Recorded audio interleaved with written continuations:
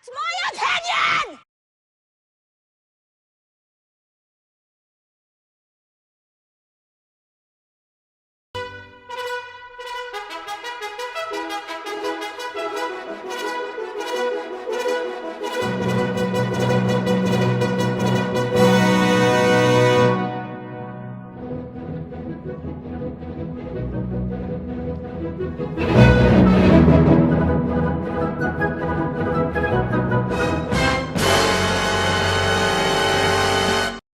We wanted to see how much time young people spend on their phones and social media, so we decided to use the app Moment to track our own usage.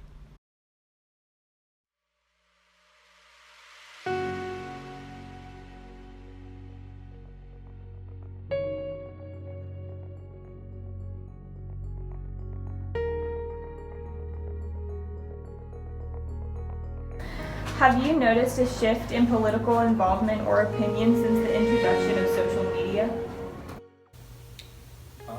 I don't think I've noticed a shift in political opinion as much as I've seen examples where people are looking to have their opinion validated. So I've seen that opinion has become more strident and more rigid because people are essentially searching for sources that confirm whatever their prior beliefs are. And I think social media allows you to do that very, very quickly. And so I don't think people's opinion has necessarily changed. I just think that the opinion has become a lot more hardened, and people confirm what they already believe, and they ignore all other evidence to the contrary. And this, I tend to see this happening on both sides of the political spectrum.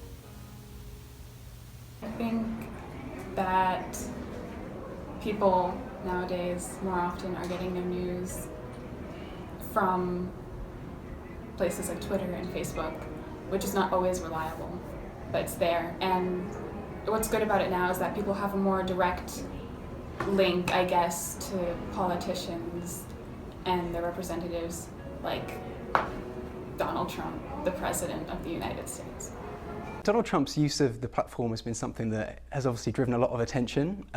We've seen him take to Twitter to share his opinions, to be very candid, kind of things that he's been saying in rallies and to his supporters around the country, he's now saying via his Twitter feed in kind of an unfiltered way. A big cohort of our user base and the early adopters were of course journalists, and journalists are jumping on this every time he tweets, of course, to say, let's fact check this, let's look at it, let's see what the context is, the meaning behind it, that kind of thing. And then also it's sparking debate from our users. Do you think that social media influences political opinions? If so, how? I think it influences political opinions in that people are searching for confirmation of their political opinions. So several decades ago, when there was less media resources, if you were a Republican or a Democrat, you ended up watching the same basic network stations, and you got the same news reports. And so you got the same information, and then you interpreted it differently. The problem was you never really, some people felt like it was perhaps biased to one side or another, but they all interpreted the information differently.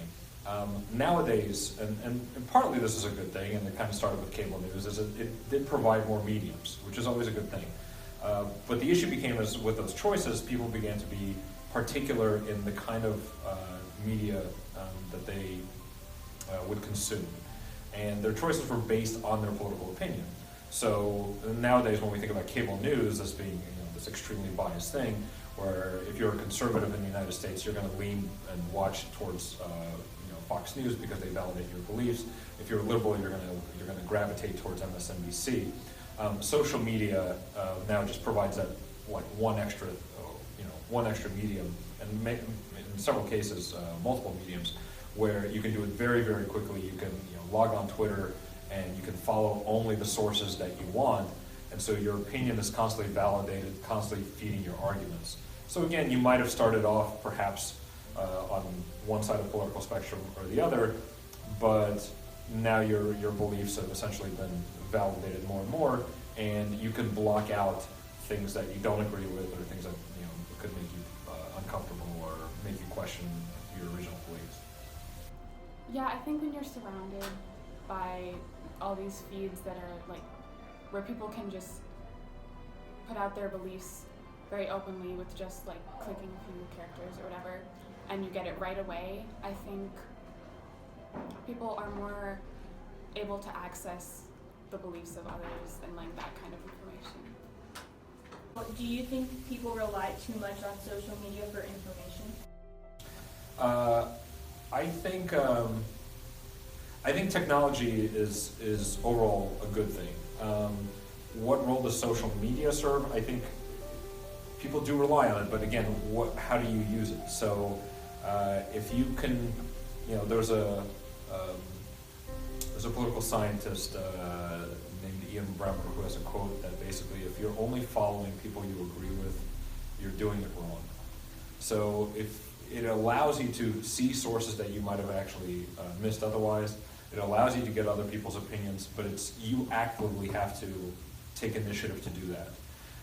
It's very easy to, I don't want to say abuse, but it is very easy to become lazy, where you do just ignore things that you don't care about, and you only follow things that you want to follow, and you block out whatever friends on Facebook that are posting the wrong articles, and so you live in your bubble. And I'm seeing that trend happen nowadays. It's happening culturally, it's happening geographically, it's happening economically, where people on different sides of the spectrum are living their little bubbles, and they're getting that reinforced day in and day out. And so the way that they even interpret the news, even something that's very neutral, is completely different.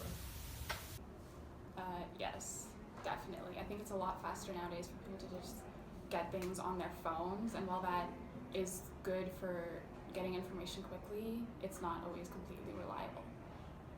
If you think, you go back to fax machines, cable, blogs, Facebook, now Twitter, right? And in all of them, in each iteration, all it's done is made, we used to talk about the 24-hour news cycle. Now we have a literally second-by-second news cycle. Yeah. I don't know if that's good or bad for politics, but it has changed politics a lot. And it's also a great tool to reach young people. But is it?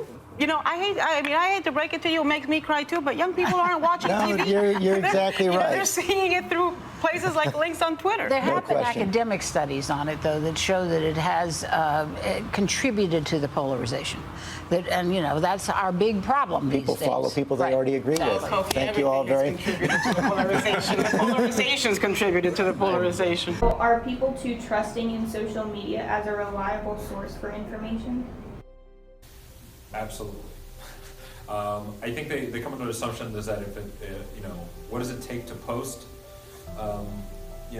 Whether it's the Washington Post, whether it's the New York Times, whether it's Politico, or whatever source there is, most of these things are being posted by individuals whose job it is to control their social media aspects of their companies. What kind of journalistic standards do you have for social media compared to printing something in the actual pages of the New York Times? I don't know. But people will look at something and they won't even spend 2 seconds to validate it. There's an example. There was a tweet I believe it was a couple of weeks ago, where it compared Barack Obama going to church for Easter with Donald Trump not going to church. So they posted all these pictures of Barack Obama on every single Easter going to church, and I said, oh, but Donald Trump is supposed to be this guy who's supposed to represent conservatives and Christians, and he doesn't go to church. This was a lie. He went to church the last Easter in Florida, in Palm Beach, I believe. This tweet was retweeted, I think, 35,000 times. So 35,000 people saw it and thought it was not only true enough, but thought it was important enough for all of their people, all of their circles to hear. So it gets retweeted 35,000 times. I don't even know how many times it gets liked. The articles that refute that and show the evidence that that's just a false tweet, I don't think that was many retweets. Now, you're consuming so much. Are you going to go back and go, I wonder if that story was ever true? No, it just becomes part of the belief, and you just move on. So that's the problem. I think people look at it and they go, well, it's everybody's retweeting it. It must be true in numbers. That's not necessarily the case. Yeah, I think they are. We've all heard of fake news, obviously, and that's very rampant. And I think people should just, check their sources and make sure they're getting the truth. One large impact of this trend is the spread of what has become known as fake news.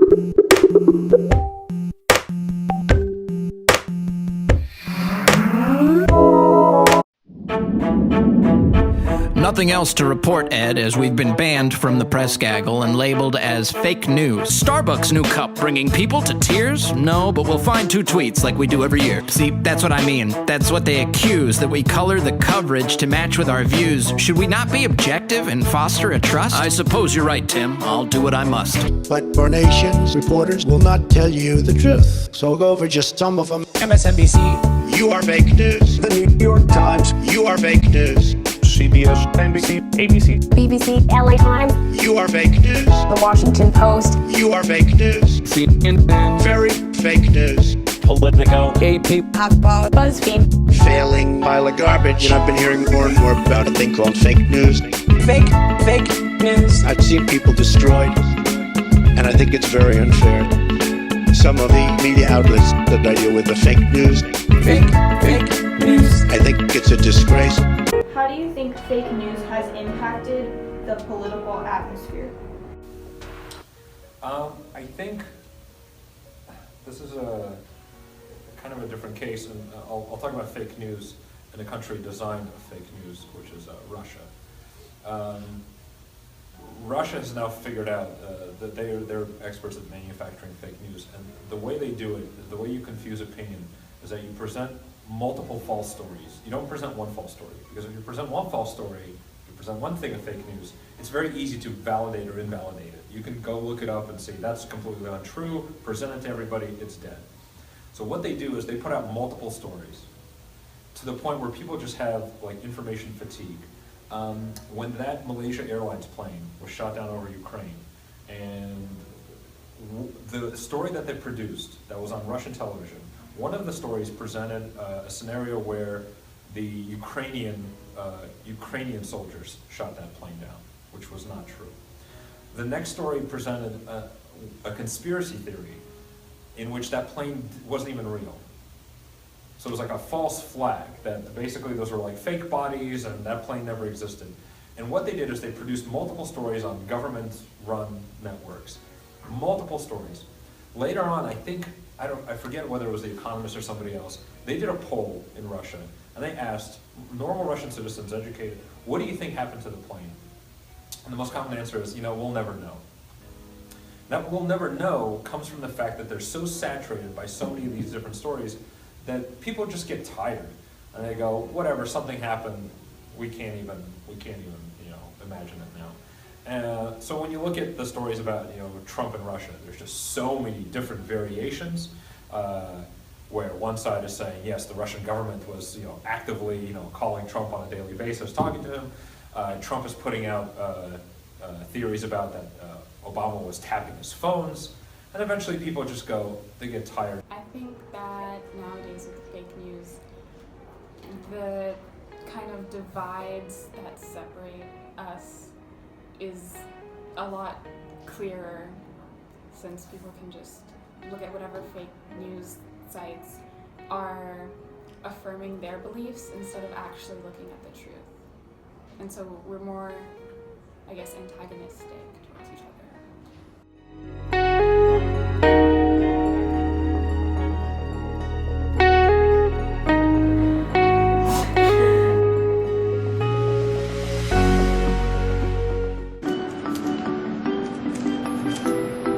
If there are any of those that look interesting to you, we can start answering them. We can just start with Philip then.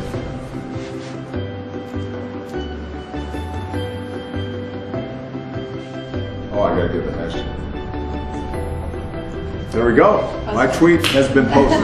That's what I'm talking about.